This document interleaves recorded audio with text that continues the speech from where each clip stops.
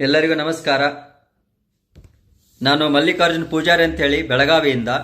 ಬಂಧುಗಳೇ, ಈಗ ಅನೇಕರು ಸ್ವಾಮಿ ವಿವೇಕಾನಂದರ ಜೀವನಕ್ಕೆ ಸಂಬಂಧಪಟ್ಟಿರ್ತಕ್ಕಂತಹ ಅನೇಕ ಪುಸ್ತಕಗಳನ್ನು ಪರಿಚಯವನ್ನು ಮಾಡಿಕೊಟ್ಟಿದ್ದಾರೆ.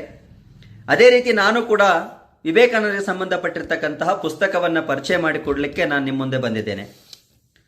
ಬಂಧುಗಳೇ, ನಾನಿವತ್ತು ಪರಿಚಯ ಮಾಡಿಕೊಡುವಂತಹ ಪುಸ್ತಕ ಯಾವುದು ಅಂತ ಕೇಳಿದರೆ ವೀರ ಸನ್ಯಾಸಿ ವಿವೇಕಾನಂದ ಅಂತ ಹೇಳಿ ಪುಸ್ತಕ. ಸ್ವಾಮಿ ಪುರುಷೋತ್ತಮಾನಂದವರು ಬರೆದಿರ್ತಕ್ಕಂಥ ಪುಸ್ತಕ.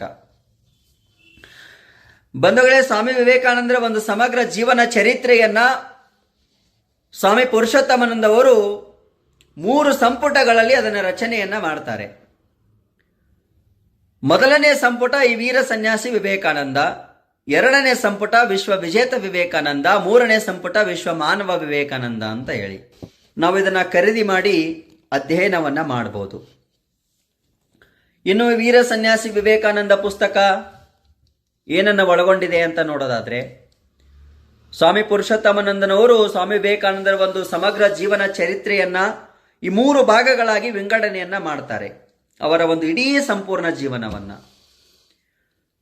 ಆ 3 ಭಾಗಗಳಾಗಿ ವಿಂಗಡಣೆ ಮಾಡಿದ್ರಲ್ಲಿ ಈ ಮೊದಲನೇ ಸಂಪುಟ ವೀರ ಸನ್ಯಾಸಿ ವಿವೇಕಾನಂದ ಯಾವುದಕ್ಕೆ ಸಂಬಂಧಪಟ್ಟಿದೆ ಅಂತ ನೋಡೋದಾದ್ರೆ, ಇದರ ಪರಿವಿಡಿ ಒಂದ್ಸರಿ ನಾನು ಓದ್ಬಿಡ್ತೀನಿ.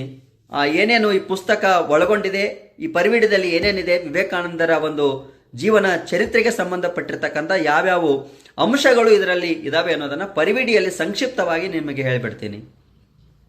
ಮೊದಲನೇ ಅಧ್ಯಾಯ, ಒಟ್ಟು ಬಂಧುಗಳೇ ಇದು 22 ಅಧ್ಯಾಯಗಳನ್ನು ಒಳಗೊಂಡಿದೆ. ಆ ಮೊದಲನೇ ಅಧ್ಯಾಯ ದತ್ತ ಮನೆತನ, 2ನೇದು ಧರೆಗಿಳಿದ ನರೇಂದ್ರ, 3ನೇದು ಸಿಡಿಲ ಕಿಡಿ, 4ನೇದು ತಂದೆಯ ಮಾರ್ಗದರ್ಶನದಲ್ಲಿ, 5ನೇದು ಸದ್ಗುಣ ಸಾಗರ, 6ನೇದು ಸತ್ಯಶೋಧಕ, 7ನೇದು ಶ್ರೀ ರಾಮಕೃಷ್ಣ, 8ನೇದು ಮರಿಸಿಂಹ ಮತ್ತು ಮಹಾಸಿಂಹ, 9ನೇದು ಆಶ್ಚರ್ಯಕರ ಗುರು ಆಶ್ಚರ್ಯಕರ ಶಿಷ್ಯ, 10ನೇದು ಅತ್ಯಪೂರ್ವ ಆಧ್ಯಾತ್ಮಿಕ ಶಿಕ್ಷಣ, 11ನೇದು ವ್ಯಕ್ತಿತ್ವ ವಿಕಸನ, 12ನೇದು ಸಂಕಟಗಳ ಸುಳಿಯಲ್ಲಿ, 13ನೇದು ಮಹಾಗುರುವಿನಿಂದ ಮಹಾಶಿಷ್ಯನ ನಿರ್ಮಾಣ, 14ನೇದು ಮುಂದಾಳ್ತನದ ಮುಂಬೆಳಕು, 15ನೇದು ಮಹಾತ್ಯಾಗದ ಮುನ್ನೋಟ, 16ನೇದು ಸಂಘ ಸಂಸ್ಥಾಪನೆ, 17ನೇದು ಬಹುದೂಕ, 18 ಮತ್ತೆ ಮಠದಲ್ಲಿ, 19 ಕಂದೆರೆಸಿದ ಅನುಭವ, 20 ಮನದೊಳೆದೆದ್ದ ಮಹೋದ್ದೇಶ, 21 ಹಿಮವಂತನ ಮಡಿಲಲ್ಲಿ, 22 ವಿಶ್ವದ ವೈಶಾಲ್ಯದೆಡೆಗೆ ಅಂತ ಹೇಳಿ 22 ಅಧ್ಯಾಯಗಳನ್ನ ಈ ವೀರ ಸನ್ಯಾಸಿ ವಿವೇಕಾನಂದ ಅನ್ನುವ ಪುಸ್ತಕ ಒಳಗೊಂಡಿದೆ. ಬಂಧುಗಳೇ, ಮೊದಲನೇ ಅಧ್ಯಾಯದಲ್ಲಿ ನೋಡೋದಾದ್ರೆ ದತ್ತ ಮನೆತನ. ವಿಶ್ವನಾಥ ದತ್ತ ಅನ್ನುವ ವಿವೇಕಾನಂದರ ತಂದೆ ಪ್ರಸಿದ್ಧ ವಕೀಲರಾಗಿದ್ರು. ದಾನ ಧರ್ಮ ಅನ್ನೋದರಲ್ಲಿ ಎತ್ತಿದ ಕೈ ವಿಶ್ವನಾಥ ದತ್ತರದು. ಮೊದಲಿಗೆ ಅಷ್ಟೊಂದು ಪ್ರಸಿದ್ಧ ಇರಲಿಲ್ಲ. ಅವರು ಆಂಗ್ಲ ಶಿಕ್ಷಕರ ಕಡೆ ಅನುಭವವನ್ನು ತೆಗೆದುಕೊಂಡು ಪ್ರಸಿದ್ಧ ವಕೀಲರಾದರು. ಅನೇಕ ಕಡೆ ವಕಾಲತ್ತುಗಳು ಕೂಡ ಅವರು ಪ್ರಸಿದ್ಧಿಯನ್ನ ಪಡ್ಕೊಂಡ್ವು. ರಾಜ್ಯವ್ಯಾಪಿ ದೇಶವ್ಯಾಪಿ ಕೂಡ ಅವರು ಪ್ರಸಿದ್ಧತೆಯನ್ನ ಪಡ್ಕೊಳ್ಳುವಂತಹ ನಿಟ್ಟಿನಲ್ಲಿ ತಮ್ಮ ವಕೀಲಿಕೆ ವೃತ್ತಿಯನ್ನು ನಡೆಸಿದ್ರು. ಅಂತಹ ದತ್ತ ಮನೆತನದಲ್ಲಿ ಹುಟ್ಟಿರ್ತಕ್ಕಂತಹ ವಿವೇಕಾನಂದರು ಅವರ ಜೀವನ ಮತ್ತು ದತ್ತ ಮನೆತನ ಹೇಗಿತ್ತು ಅನ್ನೋದರ ಬಗ್ಗೆ ಮೊದಲನೇ ಅಧ್ಯಾಯದಲ್ಲಿ ನೋಡಬಹುದು. ಧರೆಗಿಳಿದ ನರೇಂದ್ರ ಭುವನೇಶ್ವರಿ ದೇವಿಗೆ ಮೊದಲನೆಯ ಸಂತಾನ ಹೆಣ್ಣು ಸಂತಾನ ಆಗಿತ್ತು. ಗಂಡು ಸಂತಾನಕ್ಕೋಸ್ಕರ ಕಾಶಿ ವಿಶ್ವನಾಥನ ಅನೆಗೆ ಹರಕೆಯನ್ನ ಹೊತ್ತು ನರೇಂದ್ರನಿಗೆ ಜನ್ಮವನ್ನ ಕೊಟ್ಟಿರ್ತಕ್ಕಂಥದ್ದು. ಜನವರಿ 12ನೇ ತಾರೀಕು 1863ರಲ್ಲಿ ಸೋಮವಾರದಂದು ವಿವೇಕಾನಂದರ ಜನನ ಆಗತ್ತೆ. ಸಿಡಿಲ ಕಿಡಿ, ವಿವೇಕಾನಂದರು ಬಾಲ್ಯದಲ್ಲೇ ಒಂದು ಸಾಹಸಮಯ ಒಂದು ಪ್ರವೃತ್ತಿಯನ್ನು ಹೊಂದಿರತಕ್ಕಂಥವ್ರು. ಎಂತಹ ಸಾಹಸ ಅಂದ್ರೆ, ಯಾರು ಏನೋ ಹೇಳಿದ್ರೆ ಅಂದ್ರೆ ಅದನ್ನ ಯಾರು ವಿವೇಕಾನಂದರು ಯಾವ ಕಾಲಕ್ಕೂ ನಂಬ್ತಿರ್ಲಿಲ್ಲ. ಅದನ್ನ ಸೂಕ್ಷ್ಮವಾಗಿ ಅಧ್ಯಯನ ಮಾಡಿ, ತುಲನೆಯನ್ನ ಮಾಡಿ, ಪರೀಕ್ಷೆಗಳನ್ನ ಮಾಡಿ, ಆಮೇಲೆ ತನ್ನ ಮನಸ್ಸಿಗೆ ಸರಿ ಅಂತ ಅನ್ಸಿದ್ರೆ ಆಮೇಲೆ ಅದನ್ನು ಒಪ್ಕೊಳ್ಳುವಂತಹ ಮನಸ್ಥಿತಿ ವಿವೇಕಾನಂದರದು. ಒಂದು ದೃಷ್ಟಾಂತವನ್ನ ಹೇಳ್ಬಿಡ್ತೀನಿ ವಿವೇಕಾನಂದರದು, ಎಂತಹ ಸಾಹಸಮಯ ಆಗಿತ್ತು ಅಂತೇಳಿ. ವಿವೇಕಾನಂದರು ಬಾಲ್ಯದಲ್ಲಿ ಸಹಪಾಠಿಗಳ ಜೊತೆ ಆಟವನ್ನ ಆಡೋದು, ಈ ರೀತಿ ಪ್ರವೃತ್ತಿಯನ್ನು ಹೊಂದಿರತಕ್ಕಂಥವ್ರು. ಹೀಗೆ ಸ್ನೇಹಿತರ ಮನೆಗೆ ಹೋಗಿರ್ತಾರೆ. ನರೇಂದ್ರ ಸ್ನೇಹಿತರ ಮನೆಗೆ ಹೋದಾಗ ಎಲ್ಲ ಸ್ನೇಹಿತರು ಕೂಡಿ ಒಂದು ದೊಡ್ಡ ಒಂದು ಮರ ಇರುತ್ತೆ, ಸಂಪಿಗೆ ಒಂದು ಹೂವಿನ ಗಿಡ. ಆ ಗಿಡದ ಒಂದು ಕೊಂಬೆಗಳಿಗೆ ಹೋಗಿ ತಲೆ ಕೆಳಗೆ ಮಾಡಿ ಜೋತ್ ಬೀಳೋದು, ಈ ರೀತಿ ಆಟ ಆಡುವಂತಹ ಸಾಹಸ ವಿವೇಕಾನಂದರದು.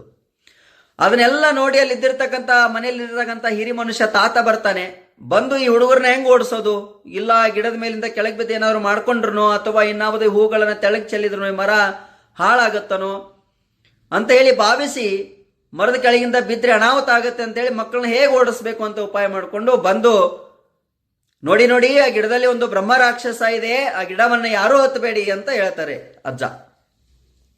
ಬ್ರಹ್ಮ ರಾಕ್ಷಸ ಇದೆ, ರಾತ್ರಿ ಎಲ್ಲ ದೇವಿನ ತರ ಬಿಳಿ ಬಟ್ಟೆ ಹಾಕೊಂಡು ಅಲ್ಲಿ ಗಿಡದಲ್ಲಿ ಕೂತ್ಕೊಂಡಿರುತ್ತೆ, ನಿಮ್ಮನ್ನೆಲ್ಲ ಹೋದ್ರೆ ಕತ್ತರಿಸ್ಬಿಡುತ್ತೆ ಅಂತ ಹೇಳಿ ಎಲ್ಲ ಅದನ್ನ ಭಯವನ್ನು ಪಡಿಸ್ತಾರೆ. ಆದ್ರೆ ನರೇಂದ್ರ ಅವರು ಎಲ್ಲ ಅಜ್ಜ ಹೇಳುವವರೆಗೆ, ಅಜ್ಜ ಅಲ್ಲಿಂದ ಹೇಳಿ ಹೋಗೋವರೆಗೆ ಎಲ್ಲ ಕಿವಿ ಎಲ್ಲ ಕೇಳಿಸ್ಕೊಂಡು ಹಿಂಗೆ ಮಾಡಿಕೊಂಡು ಅಜ್ಜ ಹೋಗೋವರೆಗೆ ಸುಮ್ಮನೆ ಇರ್ತಾರೆ. ಆ ಗಿಡದಿಂದ ಇಳಿತಾರೆ, ಕೆಳಗೆ ಬರ್ತಾರೆ. ಅಜ್ಜ ಹೋದನು, ಅಲ್ಲಿಂದ ಅಜ್ಜ ಹೋದ ಮೇಲೆ ನರೇಂದ್ರ ಮಾತ್ರ ಒಬ್ಬನೇ ಹೋಗಿ ಮತ್ತೆ ಗಿಡದ ಮೇಲೆ ಯಥಾಸ್ಥಿತಿ ಮೊದಲು ಹೇಗಿತ್ತು ಹಾಗೆ ತಲೆ ಕೆಳಗೆ ಮಾಡಿ ಆ ಕೊಂಬೆಗೆ ಜೋತ್ ಬೀಳೋ ರೀತಿ ಆಟವನ್ನ ಆಡ್ಲಿಕ್ಕೆ ಪ್ರಾರಂಭ ಮಾಡ್ತಾನೆ. ಅಲ್ಲಿದ್ದಿರ್ತಕ್ಕಂಥ ಸ್ನೇಹಿತರಲ್ಲಿ ಅಲ್ಲೆಲ್ಲ ಹೋಗ್ಬೇಡಪ್ಪ, ಆ ರಾಕ್ಷಸ ಇದೆ, ನಿನ್ನ ಕತ್ತರಿಸ್ಬಿಡುತ್ತೆ, ತಿಂದ್ಬಿಡುತ್ತೆ, ಈ ರೀತಿ ಎಲ್ಲ ಭಯ ಪಡಿಸ್ತಾರೆ. ಅವೆಲ್ಲ ಸ್ನೇಹಿತರಿಗೆ ಹೇಳ್ತಾನೆ, ಅಯ್ಯೋ ಹುಚ್ಚುಗೌಡ್ರ, ಅದು ಅಲ್ಲಿ ದೆವ್ವ ಇದ್ರೆ ರಾಕ್ಷಸ ಇದ್ರೆ ನನ್ ಕತ್ತರಿಸ್ಬೇಕಾಗಿತ್ತಲ್ಲ, ಇನ್ನೂ ಕತ್ತರಿಸೇ ಇಲ್ಲಲ್ಲ, ಯಾರೋ ಏನೋ ಹೇಳಿದ್ರಂತ ನೀವು ನಂಬಿಡ್ತೀರೇನು ಅಂತೇಳಿ ಅವ್ರ ಸ್ನೇಹಿತರಿಗೇನೆ ಮರುವಾದವನ್ನ ಮಾಡ್ತಾ ಮತ್ತೆ ಆಟವನ್ನ ಆಡ್ಲಿಕ್ಕೆ ಪ್ರಾರಂಭ ಮಾಡ್ತಾರೆ. ಇದ್ರ ಹೇಳುವ ತಾತ್ಪರ್ಯ ಏನಂತ ಕೇಳಿದ್ರೆ, ಯಾರೋ ಏನೋ ಹೇಳಿದ್ರು ಅಥವಾ ಯಾರೋ ಏನೋ ಪುಸ್ತಕದಲ್ಲಿ ಬರೆದು ಬಿಟ್ಟಿದ್ರು ಅಂದ್ರೆ ಅದನ್ನ ನಂಬೇಡಿ ಅನ್ನುವಂತಹ ಒಂದು ಸಾಹಸದ ಒಂದು ಪ್ರವೃತ್ತಿಯನ್ನ ಹೇಳುವುದರ ಜೊತೆಗೆ ಒಂದು ಸಂದೇಶವನ್ನು ಕೊಡುವಂತಹ ವಿವೇಕಾನಂದರ ಜೀವನದ ಒಂದು ದೃಷ್ಟಾಂತವನ್ನು ಇವತ್ತು ನಾವು ಇಲ್ಲಿ ನೆನಪಿಸ್ಕೋಬಹುದು. ಅನೇಕ ರೀತಿಯ ಪ್ರಸಂಗಗಳು ತನ್ನ 13-14ನೇ ವರ್ಷದಲ್ಲಿದ್ದಾಗ ಮನೆಯ ಸಂಗೀತ, ತಂದೆ ಮನೆಗೆ ಸಂಗೀತ ಶಾಲೆ ಇತ್ತು. ಸಂಗೀತ ಶಾಲೆಯಲ್ಲಿ ಬಂದಿರತಕ್ಕಂಥ ಒಬ್ಬ ಸಂಗೀತಗಾರ, ಅತ್ಯದ್ಭುತ ಹಾಡುಗಾರ. ಆತ ಲಯಬದ್ಧವಾಗಿ, ಸೂರಬದ್ಧವಾಗಿ, ಅತ್ಯಂತ ಶ್ರೇಷ್ಠ ಗಾಯಕ. ಆ ಗಾಯನವನ್ನ ಆ ಒಂದು ವೀಣೆಯನ್ನು ನುಡಿಸ್ತಾ ಹಾಡ್ತಿರ್ತಾನೆ. ಹಾಡ್ಬೇಕಾದಾಗ ಗಾಯಕನಿಗೆ ಹೇಳ್ತಾನೆ, ಬರೇ ಲಯಬದ್ಧವಾಗಿ ಸೂರಬದ್ಧವಾಗಿ ಇದನ್ನ ಹಾಡೋದು ಅಂದರೆ ಗಾಯನದಲ್ಲಿ ಶ್ರೇಷ್ಠ ಗಾಯಕ ಅಲ್ಲ, ಭಾವನೆಗಳ ಮುಖಾಂತರ, ಭಾವದ ಮುಖಾಂತರ ಭಾವನೆಗಳಿಗೆ ಗೌರವ ನೀಡುವುದರ ಜೊತೆಗೆ ನಿಮ್ಮ ಹಾಡು ಭಾವಪೂರ್ಣ ಆಗಿರಬೇಕು. ಭಾವಪೂರ್ಣ ಅಂತ ಹೇಳಿ ಭಾವನೆಗಳಿಗೆ ಹೆಚ್ಚಿನ ಮಹತ್ವವನ್ನು ಕೊಡಬೇಕು ಅನ್ನುವ ದಿಶೆಯಲ್ಲಿ ಆ ಗಾಯಕನಿಗೂ ಕೂಡ ಬೋಧನೆಯನ್ನ ಮಾಡುವಂತಹ ನಿಟ್ಟಿನಲ್ಲಿ 13-14ನೇ ವರ್ಷದಲ್ಲಿ ಅತಿ ತೀಕ್ಷ್ಣ ಬುದ್ಧಿಯನ್ನು ಹೊಂದಿರತಕ್ಕಂತಹ ಬಾಲ್ಯ ಜೀವನದ ಈ ರೀತಿಯ ಘಟನೆಗಳು. ತದನಂತರ ಸಾಹಸಮಯ ಜೀವನ. ಯಾರೋ ಮನೆಗಳಿಗೆ ಇವತ್ತು ಸನ್ಯಾಸಿಗಳನ್ನು ಯಾರೋ ಬಂದ್ರು ಅಂತ ಕೇಳಿದ್ರೆ ಅವರಿಗೆ ಮನೆಯಲ್ಲಿ ಏನಿರ್ತದನ್ನೆಲ್ಲ ಕೊಟ್ಬಿಡೋದು, ಅಂತಹ ಒಂದು ದಾನ ಮಾಡುವಂತಹ ಪ್ರವೃತ್ತಿ. ತಂದೆಯವರು ಕೂಡ ಹಾಗೆ ಆಗಿದ್ರು. ಒಂದ್ಸರಿ ಮನೆಗೆ ಯಾರೋ ಸನ್ಯಾಸಿಗಳು ಬರ್ತಾರೆ, ನೀವು ಮನೇಲಿ ಇದ್ದಿದ್ದೆಲ್ಲ ಕೊಟ್ಬಿಡ್ತಾನೆ ಅಂತ ಹೇಳಿ ಅವನನ್ನ ಕೂಡಾಕ್ತಾರೆ ಒಂದು ರೂಮ್ನಲ್ಲಿ. ಆಗ ಮನೆ ಕಿಟಕಿಯಿಂದ ಹೊರಗಡೆ ಬಂದು ಸನ್ಯಾಸಿಗಳಿಗೆ ಬಟ್ಟೆಯನ್ನ ಕೊಟ್ಟು ಇದನ್ನ ತೆಗೆದುಕೊಂಡು ಹೋಗಿ ಉಪಯೋಗ ಆಗುತ್ತೆ ಅಂತ ಹೇಳಿ ಬಟ್ಟೆಯನ್ನು ಕೊಟ್ಟಿರ್ತಕ್ಕಂಥ ಉದಾಹರಣೆ. ತದನಂತರದಲ್ಲಿ ಬೆಳೀತಾ ಬೆಳೀತಾ ಒಂದು ಸನ್ಯಾಸತ್ವದ ಕಡೆ ಹೋಗ್ಬೇಕು, ವೀರ ಸನ್ಯಾಸಿ ಆಗ್ಬೇಕು, ಆ ರೀತಿಯ ಮಾನಸಿಕ ಪ್ರವೃತ್ತಿಗಳನ್ನ, ಆ ರೀತಿಯ ಆಲೋಚನೆಗಳು ಆತನಲ್ಲಿ ಬಂದಿರತಕ್ಕಂಥದ್ದನ್ನ ವಿಶ್ವನಾಥ ದತ್ತ ಅವರು ಅನೇಕ ಸಾರಿ ಗಮನಿಸ್ತಾರೆ. ತಾಯಿನೂ ಕೂಡ ಗಮನಿಸ್ತಾಳೆ. ಅದೇ ದಿಶೆಯಲ್ಲಿ ರಾಮಕೃಷ್ಣ ಪರಮಹಂಸರ ಭೇಟಿನೂ ಆಗತ್ತೆ. ಅನೇಕ ಉಪನ್ಯಾಸಗಳಲ್ಲಿ, ಅನೇಕ ಕಾರ್ಯಕ್ರಮಗಳಲ್ಲಿ ನರೇಂದ್ರ ಭಾಗಿಯಾಗ್ತಿದ್ರು. ಬರೀ ಭಾಗಿಯಾಗೋದಷ್ಟೇ ಅಲ್ಲ, ಕಾರ್ಯಕ್ರಮ ಮುಗಿದಾದ ಮೇಲೆ ಅದಕ್ಕೆ ಸಂಬಂಧಪಟ್ಟಿರ್ತಕ್ಕಂಥ ಪುಸ್ತಕಗಳನ್ನ, ಆ ಮಾಲಿಕೆಗಳನ್ನ ಬಂದು ಅಧ್ಯಯನ ಮಾಡಿ ಅದ್ರಲ್ಲಿ ರಿಸರ್ಚ್ ಮಾಡಿ ಅದರಲ್ಲಿ ಅನೇಕ ತಪ್ಪುಗಳಿದ್ರೆ ಅದನ್ನು ಹೋಗಿ ಅವರಿಗೆ ಕೇಳುವಂತಹ ಪ್ರವೃತ್ತಿ. ಅನೇಕ ಉಪನ್ಯಾಸ ಮುಗಿದಾದ ಮೇಲೆ, ಅನೇಕ ಪ್ರವಚನ ಮುಗಿದಾದ ಮೇಲೆ ಎಷ್ಟೋ ಸ್ವಾಮೀಜಿಗಳಿಗೆ ನೀವು ದೇವರನ್ನು ನೋಡಿದ್ದೀರೇನು, ಇಷ್ಟೊತ್ತವರೆಗೆ ದೇವರ ಬಗ್ಗೆ ಹೇಳಿದ್ರಿ, ಆದ್ರೆ ದೇವರ ನೀವು ನೋಡಿದಿರೇನೋ, ದೇವರ ಜೊತೆ ನೀವು ಮಾತಾಡಿದಿರೇನೋ ಅನ್ನುವಂತಹ ಪ್ರಶ್ನೆಯನ್ನ ಹಾಕುವಂತಹ ಎದೆಗಾರಿಕೆ. ಅದೇ ರೀತಿ ರಾಮಕೃಷ್ಣ ಪರಮಹಂಸರ ಒಂದು ಕಾರ್ಯಕ್ರಮದಲ್ಲಿ ಕೂಡ ಅವರು ಭಾಗಿಯಾಗ್ತಾರೆ. ಎಲ್ಲಾ ಕಾರ್ಯಕ್ರಮ ಮುಗಿದಾದ್ಮೇಲೆ ಆತ ರಾಮಕೃಷ್ಣ ಪರಮಹಂಸರ ಹತ್ರ ಹೋಗ್ತಾನೆ. ಸ್ವಾಮೀಜಿ, ನೀವು ದೇವರನ್ನು ನೋಡಿದ್ದೀರೇನು, ದೇವರ ಜೊತೆ ಮಾತಾಡಿದ್ದೀರೇನು ಅಂತ ಕೇಳಿದಾಗ, ಹೌದು ನೋಡಿದ್ದೀನಿ, ದೇವರ ಜೊತೆ ನಾನು ಮಾತಾಡಿದ್ದೀನೂ ಕೂಡ, ನೀನು ಮಾತಾಡಬಹುದು ಅಂತ ಹೇಳಿ ಸ್ವಾಮೀಜಿ ಹೇಳ್ತಾರೆ. ಆಗ ಆಶ್ಚರ್ಯ ಆಗತ್ತೆ. ಆಗ ರಾಮಕೃಷ್ಣ ಪರಮಹಂಸರ ಒಂದು ಮಠಕ್ಕೆ ಭೇಟಿ ಕೊಡುವಂತಹ ಪ್ರಸಂಗ ಎದುರಾಗತ್ತೆ. ಆತ ರಾಮಕೃಷ್ಣ ಪರಮಹಂಸರನ್ನು ಹುಡುಕೊಂಡು ಹೋಗ್ತಾನೆ. ಆಗ ರಾಮಕೃಷ್ಣ ಪರಮಹಂಸರು ಹೇಳ್ತಾರೆ, ಭಾ ನರೇಂದ್ರ, ಇಷ್ಟೊತ್ತವರೆಗೆ ಎಲ್ಲಿದ್ದಿ ನೀನು, ಇಷ್ಟು ಬರ್ಲಿಕ್ಕೆ ಯಾಕೆ ತಡವನ್ನ ಮಾಡಿದಿ ಅನ್ನುವಂತಹ ಮಾತುಗಳನ್ನು. ಅಯ್ಯೋ ಸ್ವಾಮೀಜಿಗಳಿಗೇನು ನನ್ನ ನೋಡಿ ಈಗ ಮಾತಾಡ್ತಿದ್ದಾರಲ್ಲ ಅಂತ ಹೇಳಿ ಆತ ಗಾಬರಿ ಆಗ್ತಾನೆ. ಅನುಮಾನದಿಂದ ಭಯದಿಂದ ಹೋಗಿ ಸ್ವಾಮೀಜಿಗಳ ಹತ್ರ ಕೂತ್ಕೋತಾನೆ. ಹಾಗೆ ಅನೇಕ ರೀತಿಯ ವಾದ ವಿವಾದಗಳು, ಅನೇಕ ಪ್ರಶ್ನೆಗಳು, ಉತ್ತರಗಳು ಕೊಡ್ತಾ ಕೊಡ್ತಾ ಸ್ವಾಮಿ ರಾಮಕೃಷ್ಣ ಪರಮಹಂಸರು ಏನ್ ಮಾಡ್ತಾರೆ, ಆತನ ಎದೆಯ ಮೇಲೆ ಮತ್ತು ತಲೆ ಮೇಲೆ ಸೌರುವಂತಹ ಪ್ರಯತ್ನವನ್ನ ಮಾಡ್ತಾರೆ. ಅಲ್ಲಿ ಒಂದು ಆಧ್ಯಾತ್ಮಿಕ ದಿವ್ಯ ದರ್ಶನ, ಆ ಸ್ಪರ್ಶದ ಮೂಲಕ ಒಂದು ಆಧ್ಯಾತ್ಮಿಕದ ಅನುಭವ ವಿವೇಕಾನಂದರಲ್ಲಿ ಆಗತ್ತೆ. ಆಗ ಭಯಭೀತ ಆಗುತ್ತಾನೆ. ಸ್ವಾಮಿಗಳು ಮುಟ್ಟಿದ ತಕ್ಷಣ ಏನೋ ಆಗ್ತಾ ಇದೆ ಅಂತ ಹೇಳಿ ಅಂಜಿಕೆ ಭಯದಿಂದ ಅಲ್ಲಿಂದ ಓಡಿ ಹೋಗುವಂತಹ ಪ್ರಯತ್ನವನ್ನು ಕೂಡ ಮಾಡ್ತಾನೆ. ಆಮೇಲೆ ರಾಮಕೃಷ್ಣ ಪರಮಹಂಸರು ಇವತ್ತಿಷ್ಟೇ ಸಾಕು, ನನಗೆ ಎಲ್ಲ ಒಮ್ಮೆ ಆಧ್ಯಾತ್ಮಿಕ ದಾರಿಯನ್ನ ಎರೆದ್ರೆ ಬಹಳ ಕಷ್ಟ ಆಗತ್ತೆ ಅಂತ ಹೇಳಿ ಅಷ್ಟೇ ಹೇಳಿ ಅವನ್ನ ಕಳಿಸುವಂತಹ ಪ್ರಯತ್ನಗಳು ಕೂಡ ನಡೀತವೆ. ಹಾಗೆ ಆತನಲ್ಲಿ ಏನೋ ತಿಳ್ಕೋಬೇಕು ಅನ್ನುವಂಥ ತುಡಿತ, ಸ್ವಾಮಿಗಳು ಮುಟ್ಟಿದ ತಕ್ಷಣ ಹೀಗೇಕೆ ಆಯಿತು ಅಂತ ಹೇಳಿ ಮತ್ತೆ ಗುರುವಿನ ಪರೀಕ್ಷೆಗೆ ಅಂತ ಹೇಳಿ ಶಿಷ್ಯ ಸಿದ್ಧನಾಗ್ತಾನೆ. ಹಾಗಾಗಿ ಆಶ್ಚರ್ಯಕರ ಗುರು, ಆಶ್ಚರ್ಯಕರ ಶಿಷ್ಯ. ಹಾಗಾಗಿ ಗುರುವನ್ನ ಪರೀಕ್ಷೆಗೆ ಒಳಪಡಿಸ್ತಾನೆ. ಅನೇಕ ಪರೀಕ್ಷೆಗಳಲ್ಲೂ ಕೂಡ ವಿವೇಕಾನಂದರು ಇದ್ದಿರ್ತಕ್ಕಂಥ ಅನೇಕ ಗೊಂದಲಗಳು ಕೂಡ ಇವತ್ತು ನಿವಾರಣೆ ಆಗಿರ್ತಕ್ಕಂಥದ್ದನ್ನ ಈ ಪುಸ್ತಕದಲ್ಲಿ ಇವತ್ತು ಅಧ್ಯಯನ ಮಾಡುವಂತಹದ್ದಿದೆ. ರಾಮಕೃಷ್ಣ ಪರಮಹಂಸರು ಮತ್ತು ಆ ವಿವೇಕಾನಂದರ ಸಂಬಂಧ ಬಹಳ ನಂಟು ಜೋರಾಗಿ ಬೆಳಲಿಕ್ಕೆ ಪ್ರಾರಂಭ ಆಗತ್ತೆ. ಅವ್ರು ಎಷ್ಟು ಆತ್ಮೀಯರಿದ್ರಂದ್ರೆ, ಎಷ್ಟು ಸಲೀಸಾಗಿ ಅವರಿಬ್ಬರು ಮಾತಾಡ್ತಿದ್ರು. ಆದ್ರೆ ಅವರ ಜೊತೆ ಜೀವನ ನಡೆಸೋದು ಬಹಳ ಕಷ್ಟ ಇತ್ತು. ಯಾಕಂದ್ರೆ ಸನ್ಯಾಸಿ ಜೀವನ ನಡೆಸೋದು ಬಹಳ ಕಠಿಣವಾಗಿರ್ತಕ್ಕಂಥ ಪರಿಸ್ಥಿತಿ ಮತ್ತು ವಾತಾವರಣ.